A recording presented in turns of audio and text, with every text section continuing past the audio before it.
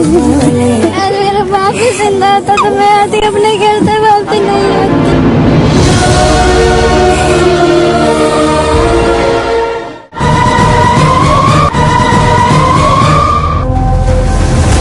सरेआम की टीम माहम को लेकर शाहदरा लाहौर में वाक़े ख्वाजा इमरान नजीर के दफ्तर पहुंची। हमारे पहुंचने से पहले ही ख्वाजा इमरान नजीर और उनकी मुतहर्रिक टीम ने इस लड़की और इसके खानदान से मुतल्लिक तमाम मालूमात इकट्ठी कर ली थी। लड़की के अगवा से लेकर अब तक लड़की का बाप मुसलसल उसे तलाश कर रहा था। मुकदमा भी दर्ज करवाया गया था और कई महीने अपनी रोजी का वाहिद जरिया अपनी पिकअप भी घर पर खड़ी करके वो अपनी बेटी की तलाश में मारा फिरता रहा था। अज़राहे एहतियात हमने लड़की के खालू को भी बुलवा लिया और उस यूनियन काउंसिल से मुंतखब नायब चेयरमैन को भी। बच्ची का खालू है हुण उस हैंडल भी गल है चलांगे ते घर ही हो।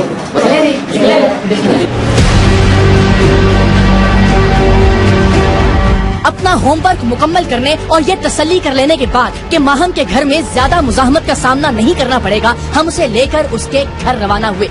वो बाप जिसके गुस्से से माहम खौफजदा थी, वो बाप जिसके बारे में माहम को लगता था कि वो उसे कबूल नहीं करेगा, वो बाप जिसके बारे में माहम को खदशा था कि उसके लापता होने के बाद उसने बाकी घर वालों के घर से बाहर निकलने पर पाबंदी लगा दी होगी, वो बाप जब अपनी राज दुलारी से मिला तो बच्चों की तरह फूट कर ऐसे रोया कि सारा गुस्सा आंसुओं के साथ बह गया।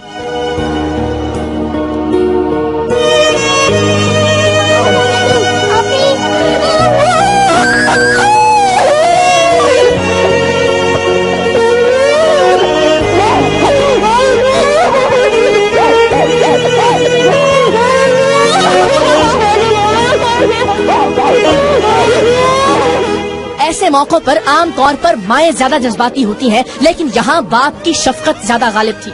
छोटे बहन भाई भी टूट कर अपनी बिछड़ी हुई बहन से मिले, लेकिन बाप बेटी का मिलन सबसे अलग था।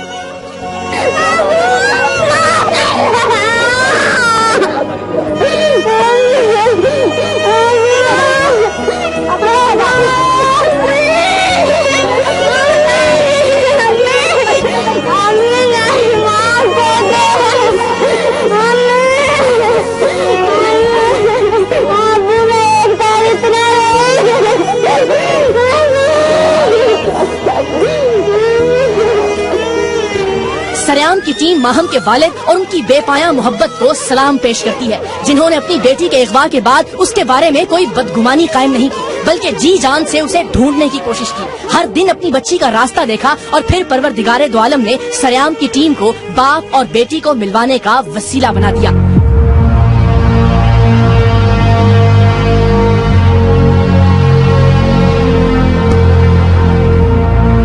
माहम अब अपने घर में अपने बहन भाइयों के बीच किस तरह जिंदगी गुजार रही है, ये आप बहुत जल्द सरेआम ही के फॉलो अप प्रोग्राम में देख सकेंगे। माहम के बुलंद हिम्मत बाप ने तो अपनी लाडली को गले से लगाकर एक मिसाल कायम की है। अब ये मुआशरे की जिम्मेदारी है कि वो माहम को एक मामूल की जिंदगी की जानिब वापस लौटने में अगर मदद नहीं कर सकता तो कम से कम रोड़े भी न अटकाए।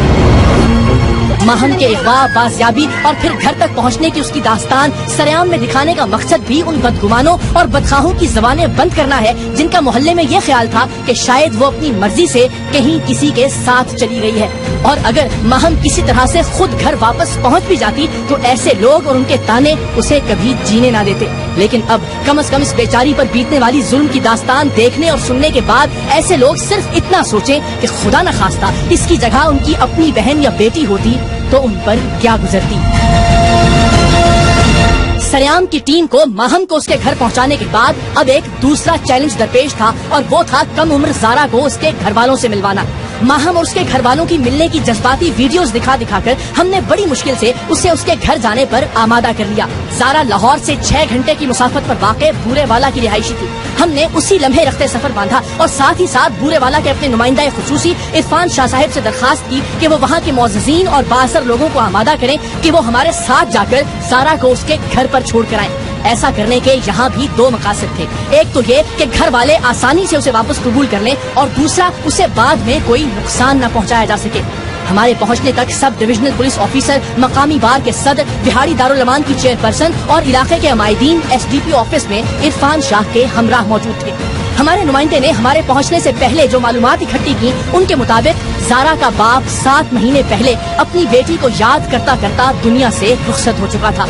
माँ और जारा के बहन भाई अपने मरहूम बाप के बहन भाइयों के सहारे पर जिंदा थे और उन सब का यही ख्याल था कि जारा घर से भाग कर गई थी। सूरत हाल का सही अंदाजा उनके घर जाकर ही किया जा सकता था। सो हम सब जारा को लेकर उसके घर पहुँचे। माँ की मौजूदगी की तस्दीक के लिए हम घर से बाहर कुछ देर के लिए रुके तो जारा ने पुराने सियासी बैनर पर लगी अपने बाप की तस्वीर दिखाई। मेरा अब्बू वो वाला वो जो तस्वीर है ना, ये 3 तस्वीरें लगी हुई है। जो चौथी तस्वीर है ना, वो जो एंड पर पिक्चर है ना, नानी मेरा अब्बू है। जारा की माँ घर पर ही थी। हम उसे लेकर घर की जाने बढ़े, मगर अब जो मंजर चश्मे फलक देखने वाली थी वो लर्जा खेज थे। नहीं भाई कोई नहीं, कोई नहीं माँ।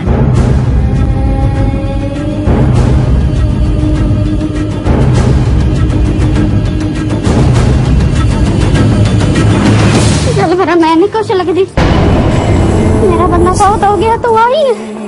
चल भरा चल में छुपा ले, गले से लगा ले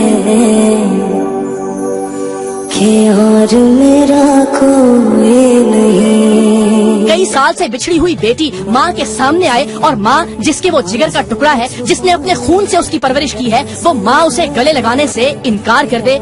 हम सब गर्ताए हैरत में थे। खुद जारा भी सकते में आ गई थी। उसे कुछ समझ नहीं आ रहा था कि वो क्या करे और क्या कहे।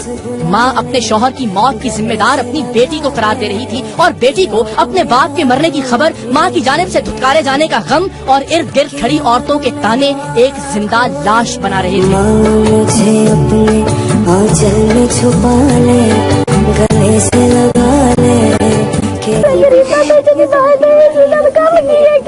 कदम बाहर उठाया काम है।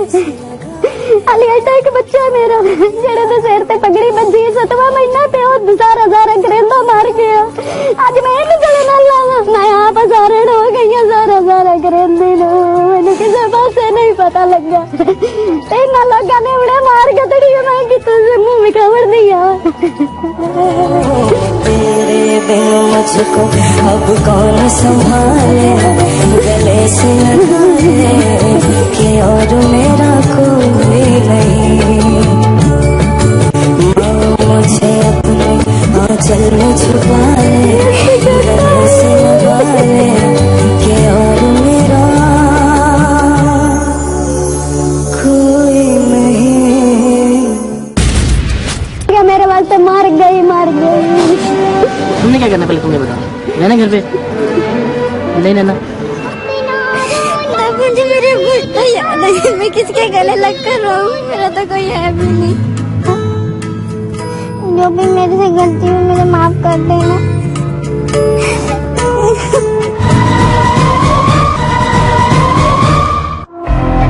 माँ अपनी जगह मजबूर थी। वो चाहकर भी अपनी बेटी को नहीं अपना सकती थी। उसे और उसके यतीम हो जाने वाले बच्चों को उसके मरहूम शौहर के बहन भाइयों ने पनाह दे रखी थी और वो सब जारा को अपने भाई का कातिल समझते थे। उनकी नाराजगी मोल लेकर वो अपनी बच्ची को सीने से लगा भी लेती तो उसे और अपने बाकी बच्चों को खिलाती कहाँ से। मैंने तो साल होना पे मैं तो चेता ही भुला छड़िया। मैं क्या मेरे वास्ते मार गई।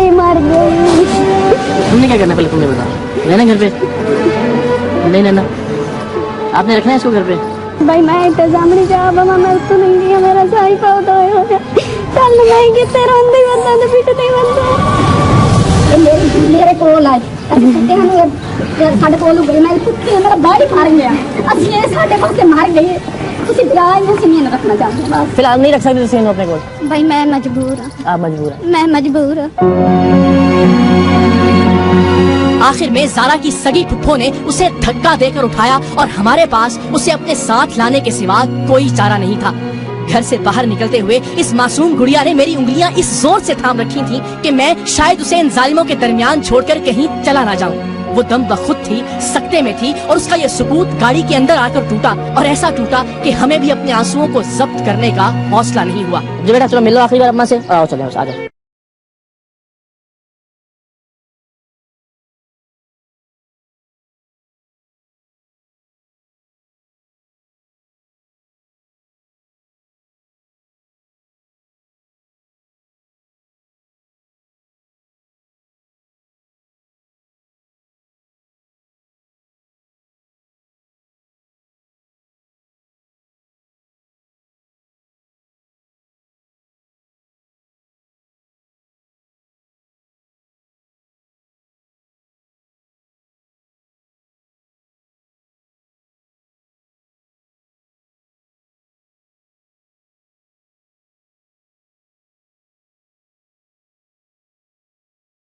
मैं किसके गले लग कर रहूं, मेरा तो कोई है भी नहीं।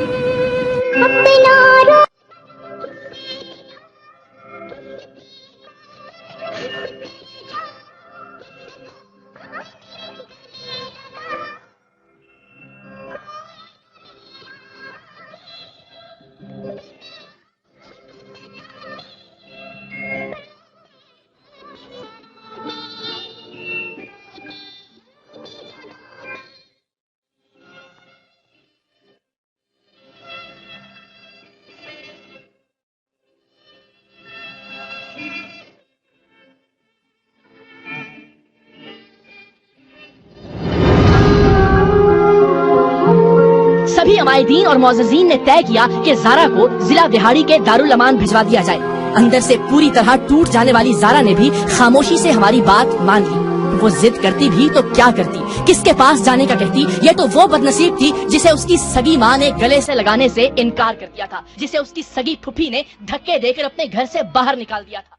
हाँ, उसकी एक ख्वाहिश थी कि दारुल अमान जाने से पहले उसे उसकी बाप की कब्र पर ले जाया जाए, क्योंकि वो कब्र उसे गले लगाने से इनकार नहीं करेगी।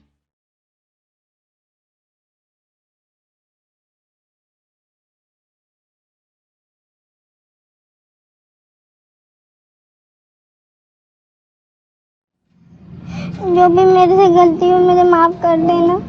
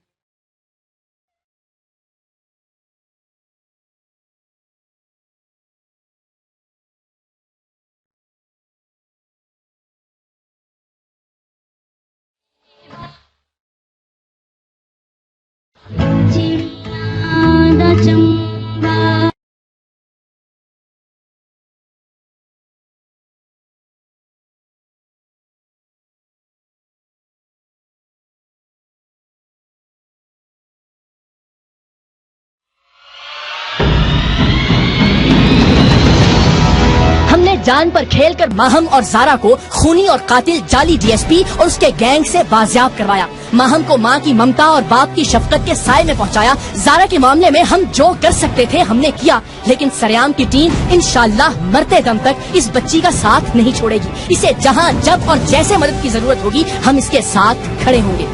लेकिन ये सब कुछ भी शायद ख्वाजा साद रफीक और हुकूमत सिंध के वुज़रा जैसे लोगों के लिए एक जुर्म होगा। इन लड़कियों को अपने साथ रखना, इनके साथ सफर करना, इन्हें इनके घर वालों से मिलवाने के लिए इनके घर में दाखिल हो जाना, ये सब भी इन सब के नजदीक काबिले दस्तंदाजी गुनाह होगा।